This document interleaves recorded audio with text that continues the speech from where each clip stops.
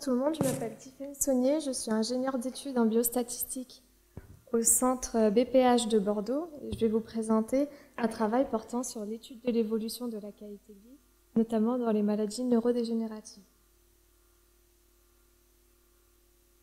Dans un contexte de maladie, on entend par qualité de vie le point de vue du patient sur sa condition, son ressenti sur sa vie quotidienne et on s'intéresse à son état physique, son état psychologique et ses relations sociales. La qualité de vie, elle est très intéressante pour notamment les maladies neurodégénératives, car pour ces maladies, il est très difficile de trouver des marqueurs pertinents de leur progression. Et donc la qualité de vie, elle peut apporter des informations pour mieux comprendre l'évolution de ces maladies et par son étude, permettre de mieux accompagner les patients face à la dégradation de leur état de santé. Néanmoins, étudier la qualité de vie, c'est faire face à certaines limites statistiques du fait de la complexité des données. En effet, la qualité de vie est généralement mesurée par des questionnaires contenant un nombre important d'items, souvent ordinaux, mesurant différents aspects de la qualité de vie, qui dit donc concept multidimensionnel, et cela avec des données collectées de façon répétée au cours du temps, qui dit donc analyse longitudinale. Donc à cela, les méthodes statistiques, elles manquent un peu à l'appel, et donc je vous présente aujourd'hui une méthodologie complète en 4 étapes permettant d'analyser et d'exploiter les données de qualité de vie. Cette méthodologie, nous l'avons appliquée au cas de l'atrophie multisystématisée, abrégée AMS, qui est une maladie neurodégénérative rare dont l'évolution est progressive mais très rapide. Son pronostic est sévère avec une médiane de survie inférieure à 10 ans après la survenue des premiers symptômes et malheureusement aujourd'hui il n'existe encore aucun traitement. Et afin de l'étudier, les CHU de Bordeaux et de Toulouse ont constitué depuis 2007 la cohorte AMS française qui compte aujourd'hui plus de 600 patients suivis chaque année pour un examen clinique complet. La qualité de vie y est mesurée par le questionnaire MS-ACOL qui est spécifique à l'AMS et qui se constitue de 40 items ordinaux à 5 stades d'attente, de absence à atteinte sévère et qui est renseigné par les patients eux-mêmes à l'issue de chaque visite annuelle. La méthodologie proposée, elle se divise en 4 étapes. La première étape consiste à identifier les sous-dimensions, c'est-à-dire les différents aspects de la qualité de vie mesurés par notre échelle. Pour cela, on se base sur les 3 hypothèses de calibration des échelles de mesure et on s'appuie sur la méthode PROMIS qui est décrite dans l'article de Rive pour les vérifier. Donc, la première hypothèse, c'est l'unidimensionnalité qui dit que les items d'une même sous-dimension mesurent un même phénomène. Et donc, par une analyse factorielle, on peut déterminer le nombre optimal de sous-dimensions et ensuite répartir les items dans ces sous-dimensions en fonction de leur plus grande contribution. La deuxième hypothèse, c'est l'indépendance conditionnelle, qui dit qu'il ne doit pas y avoir d'informations redondantes entre les items d'une même sous-dimension. Donc, par une étude de corrélation résiduelle, on peut identifier et ensuite supprimer ces items redondants. Et pour finir, la dernière hypothèse est la monotonicité croissante, qui énonce qu'un niveau plus élevé d'un item doit traduire un niveau de dégradation plus élevé de la sous-dimension qu'il mesure. Et donc cela peut se vérifier par le calcul des probabilités empiriques de réponse aux items. Pour l'application à l'AMS, voici l'échelle de mesure de qualité de vie, l'AMS-ACOL. Donc elle se constitue de 40 items répartis en 3 sous-dimensions, motrices, non motrices et émotionnelles. Et voici en comparaison l'échelle révisée par la méthode PROMIS. L'étude de l'unidimensionnalité a mis en avant 4 sous-dimensions de qualité de vie au lieu de 3 et une répartition des items qui reste assez similaire à l'échelle originelle. En effet, on voit que c'est la sous-dimension motrice qui se sépare en deux pour créer une nouvelle sous-dimension sur la thématique de l'alimentation avec les items 6, 7, 9 et 10. L'étude de l'indépendance conditionnelle a montré que les items 25 sur les ralentissements de pensée et 26 sur les difficultés de concentration étaient très corrélées, sûrement car ces questions sont très proches d'interprétation. Nous avons supprimé l'un de ces 2 items. Et pour finir, l'étude de la monotonicité croissante a bien été validée par les probabilités.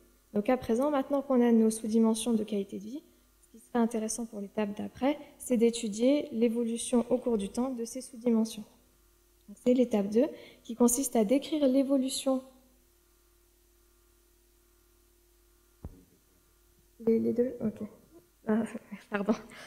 Donc l'étape 2 qui consiste à décrire l'évolution des items de chaque sous-dimension de qualité de vie via des modèles IRT, qui sont des modèles statistiques spécifiques aux données ordinales, répétées et multivariées.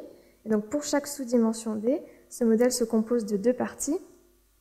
Une variable latente delta qui représente le niveau de dégradation de la sous-dimension D et qui est décrite par un modèle linéaire mixte.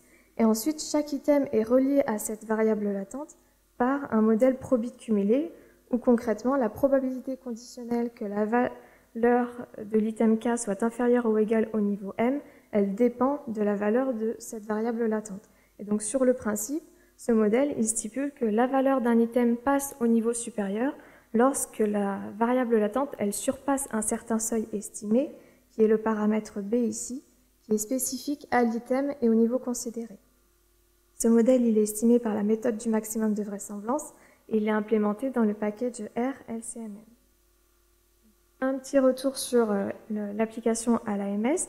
Donc pour chaque sous-dimension, les paramètres seuil estimés nous permettent de dresser la hiérarchie de dégradation des items des sous-dimensions. Ici, c'est la sous-dimension motrice.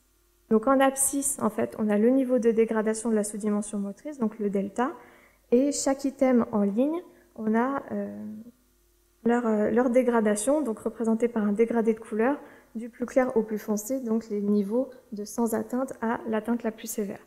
Donc quelques interprétations possibles ici sur ces résultats. On voit qu'on a l'item 3 sur l'équilibre, 8 sur l'écriture manuscrite et 15 sur les problèmes de vessie qui sont atteints en premier. En effet, on voit que ce sont les premiers à passer du niveau sans atteinte à légère atteinte. On a également l'item 12 sur la toilette qui est intéressant puisqu'il se dégrade beaucoup plus tardivement que les autres, mais très rapidement, ou encore l'item 5 sur la parole qui, lui, a une dégradation beaucoup plus progressive que les autres items de la sous-dimension. L'effet des covariables sur l'évolution de cette sous-dimension sont représentés juste en dessous. Donc si on s'intéresse à la toute première donnée qui est en fait le temps, elle indique qu'un an de suivi aggrave significativement la sous-dimension motrice.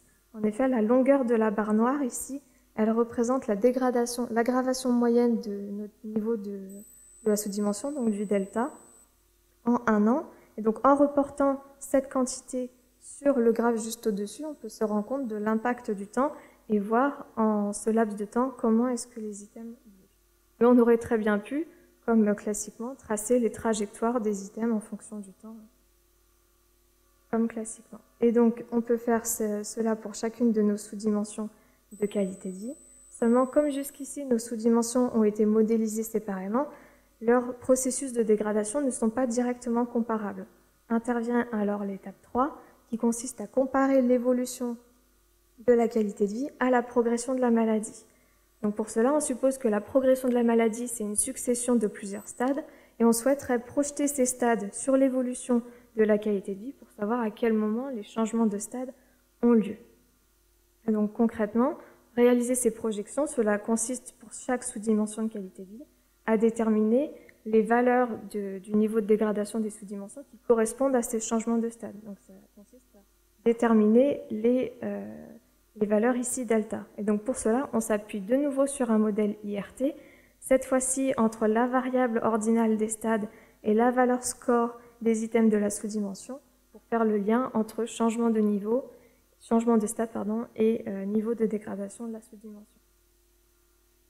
Donc pour l'AMS, on distingue 5 stades de la maladie selon le degré de handicap, de complètement autonome à totalement dépendant, et les barres noires ici qu'on a rajoutées sur les graphes, elles séparent les 5 stades. Et vous voyez que cela permet de créer des éléments de repère pour comparer les sous-dimensions entre elles. Par exemple, ici, on voit clairement que la sous-dimension motrice et alimentaire, elle se dégrade bien plus rapidement que les sous-dimensions non motrices et émotionnelles. En effet, dès le début des 4e ici et des 5e stades, la majorité des items de ces sous-dimensions ont déjà atteint leur niveau maximal. Pour finir, maintenant, ce qui serait intéressant, c'est d'identifier les items qui sont les plus pertinents pour décrire chacune de ces sous-dimensions de qualité de vie. Et donc, c'est l'objectif de la 4e et dernière étape, qui consiste à identifier les items les plus informatifs sur la progression de la maladie. Cela a pour intérêt de comparer l'apport d'informations des items sur la maladie et également et éventuellement de réduire le nombre d'items à prendre en compte dans les essais cliniques. Pour cela, on s'appuie sur le calcul de l'information de Fisher qui quantifie l'apport de l'item K pour un certain niveau de dégradation de la sous-dimension auquel il appartient. Et ensuite, en intégrant cette quantité ici entre les bornes du stade S que l'on a défini à l'étape juste précédente, on obtient une mesure de l'information portée par l'item K lors du stade S. Et ensuite, on peut exprimer cette quantité en pourcentage en la divisant par la somme des informations portées par tous les items de la sous-dimension lors de ce même stade S.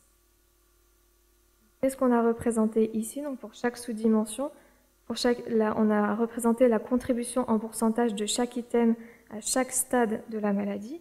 Et donc si on se focalise par exemple sur la sous-dimension non motrice, on voit que les items 23 sur la fatigue et 24 sur la perte d'énergie sont très représentatifs de la progression de la maladie.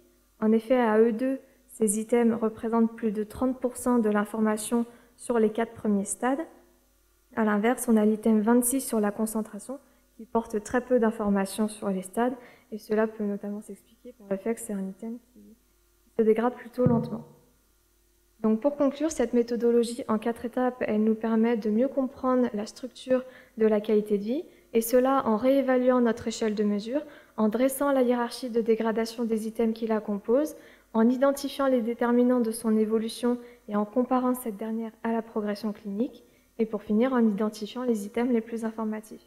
Et donc pour la suite de ce travail, nous souhaitons évaluer l'association entre l'évolution de la qualité de vie et le décès, et également étudier les interdépendances entre l'évolution de la qualité de vie et d'autres processus tels que la progression clinique de la maladie, l'atrophie cérébrale via des données IRM ou encore l'évolution d'autres biomarqueurs. Votre attention.